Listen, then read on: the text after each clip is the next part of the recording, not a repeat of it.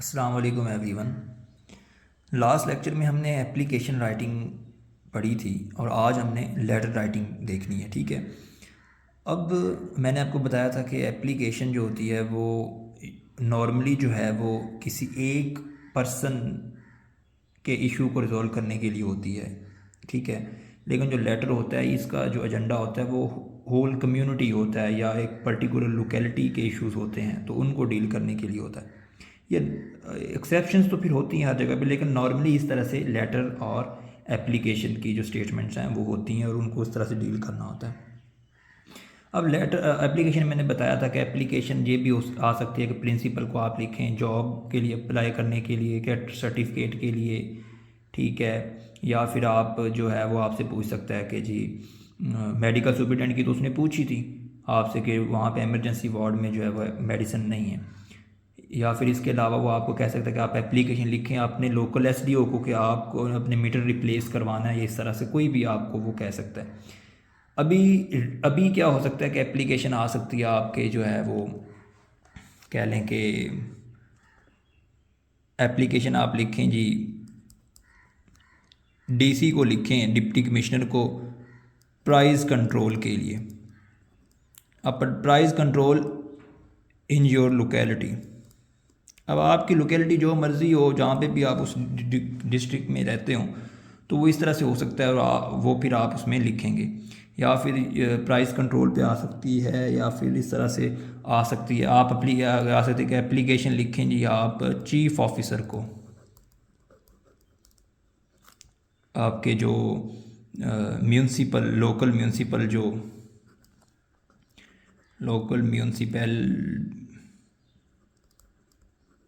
Municipality जो उसमें है, किसी भी इशू को डील करने के लिए आप जो है वो इशू उसमें हो सकता है। तो इस तरह से तो वो मैंने आपको पीछे फॉर्मेट बता दिया, उसमें आपने उसी तरह से उसको फॉलो करना है और उस तरह से वो एप्लीकेशन एक स्पेसिफिक एजेंडा एक स्पेसिफिक लोकेलिटी के लिए होती है और उसको आप डील कर लेते हैं। लेकिन जो लेटर है, लेटर थोड़ा सा ये होता है कि इसमें आपको मैंने बताया कि एक एजेंडा जो होता है वो थोड़ा सा होल कम्युनिटी के जो बेनिफिट्स के लिए होता है। ठीक है जी। अब इसको आपने स्टार्ट कैसे करना है कि इसमें आपने सबसे पहले यहाँ पे अपने एड्रेस लिखना है। तो आप चूँकि एग्जामिनेशन हॉल में बैठ के लिख रहे हैं तो हम यहाँ पे हमारा एड्रेस क्या होगा, हमारा एड्रेस जनाबे वाला ये मैंने मार्जिन लगाया हुआ है इसमें भी। ठीक है। ताकि इसमें थोड़ी टेक्निकल चीज़ें हैं तो उसको हमें पता हो किस चीज़ को कहाँ पे लिखना है जी। यहाँ पे हमने लिख दिया जी एग्जामिनेशन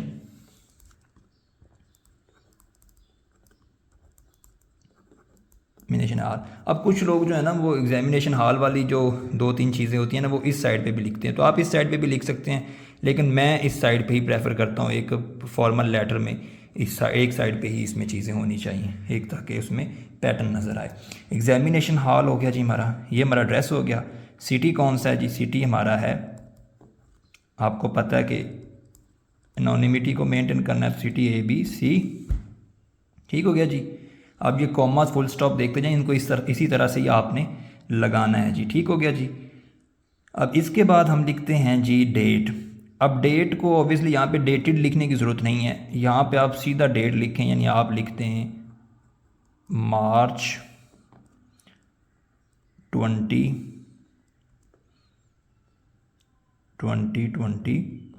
ये आपकी डेट होगी जी, फुल स्टॉप। अब ये आपका एक तरह से एड्रेस भी हो गया, सिटी भी आपने सारा कुछ अपने बारे में बता दिया, डेट भी बता दी किस डेट को मैंने आपको लेटर लिखा है।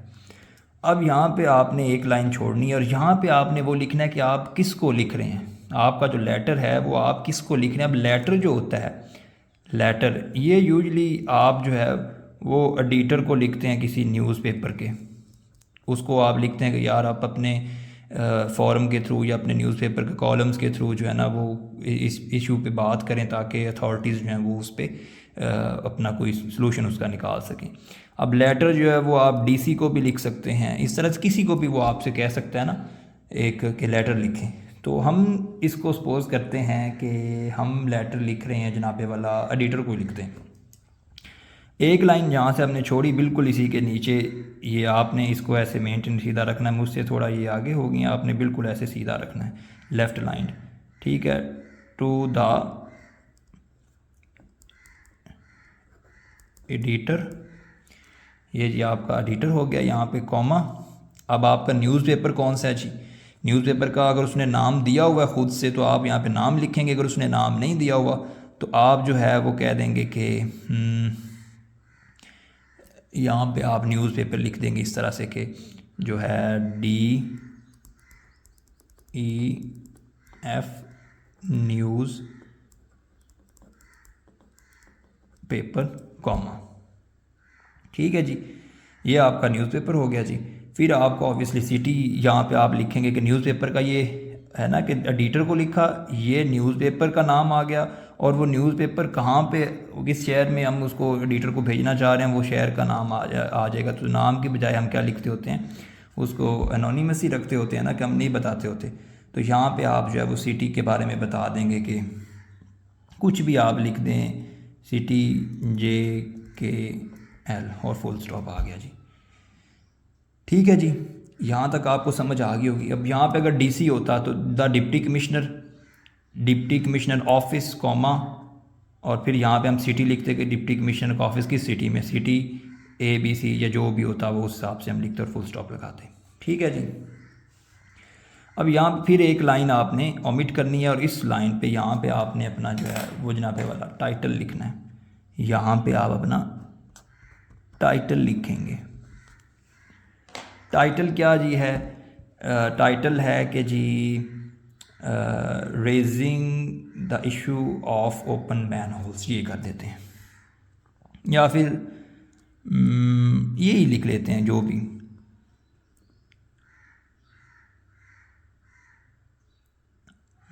मैन होल्स का ही लिखते हैं, ठीक है। Rising issue of open man holes, ठीक है। अब इसको आपने अंडरलाइन भी करना है।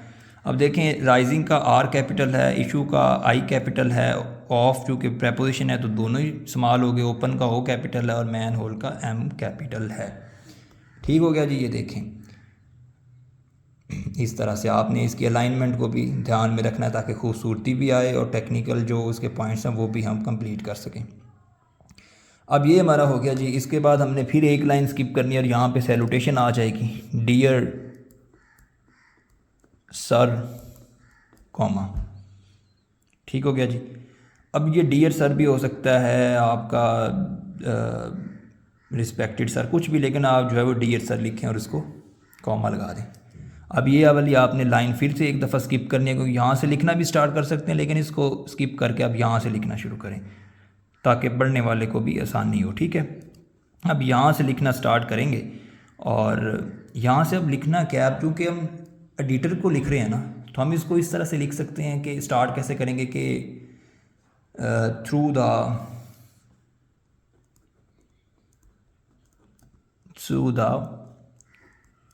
forum of your esteemed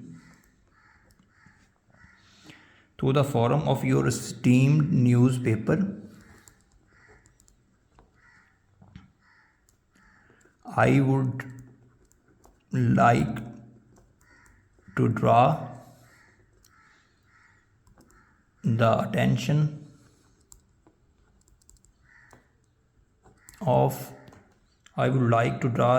of relevant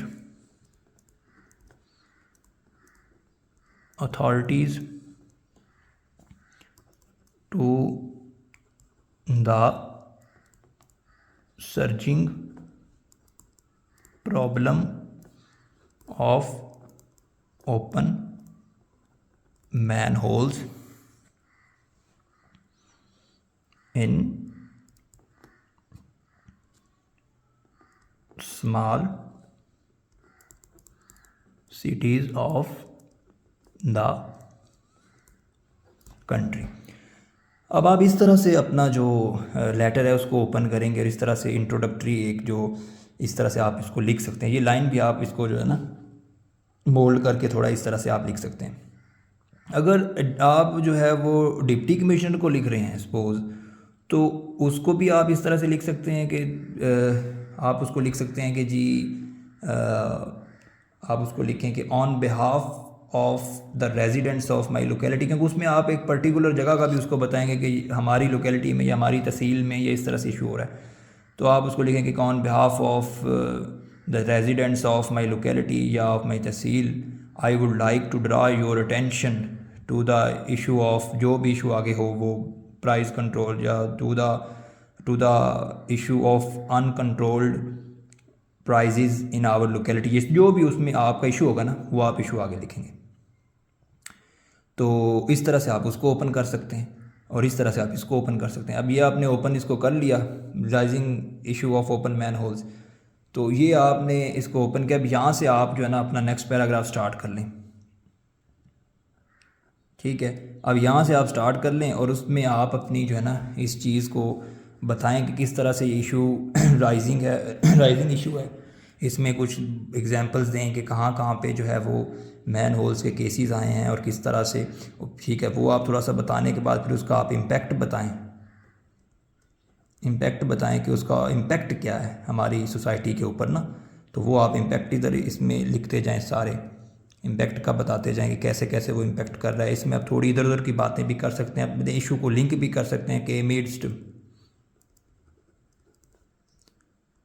rising inflation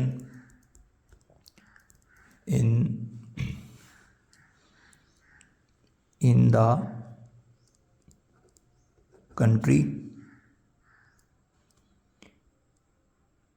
incidents of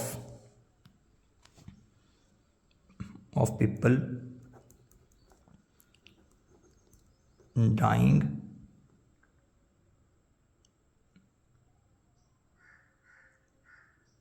by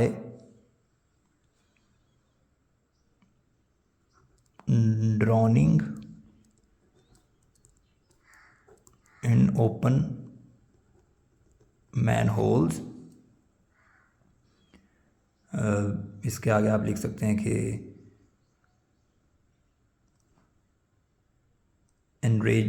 incidents of people dying by drowning in open manholes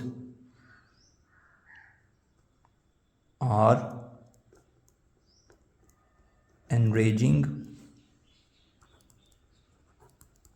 people and bringing excruciating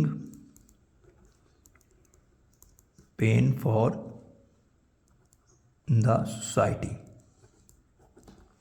अब इस तरह से आप जो अपनी बातों को जो है ना वो जोड़ भी सकते हैं किसी इशू के साथ और उसको लिंक भी कर सकते हैं, ठीक है। इसको ओवरऑल भी आप कर सकते हैं कि दिस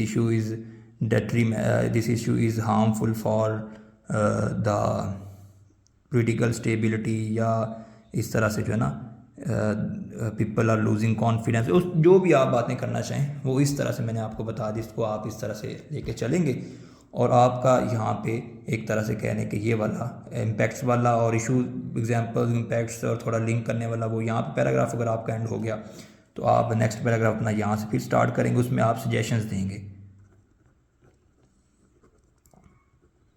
कि अथॉरिटीज़ को क्या स्टेप्स लेने चाहिए, अथॉरिटीज़ को क्या स्टेप्स लेने चाहिए। अब हेडिंग नहीं देनी है आपने सजेशन की, जिस तरह ये मैंने इसे कर दिया, आपने मतलब सजेशन यहाँ पे देनी है कि द इशू, यानी कि इसको आप ऐसे कि यहाँ से आपने लिखना स्टार्ट करना, ठीक है। एक सेकेंड, ऐसे कि द इशू can be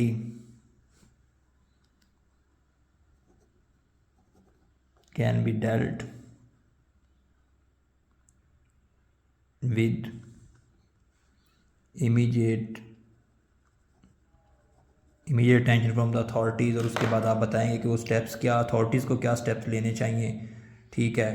तो वो आप यहाँ पे 2-3 अपनी सजेशंस देंगे, 2 से 3 सजेशंस देने के बाद आप अपना सपोज यहाँ पे एंड हो जाएगा। तो नेक्स्ट पे आप लिखेंगे कि वी या आई, जो भी आप लिखना चाहें, we would be grateful to you if your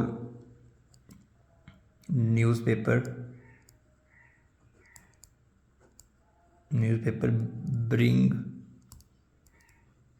this issue या raise this issue in front of authorities। इस तरह से इसको कंप्लीट करेंगे।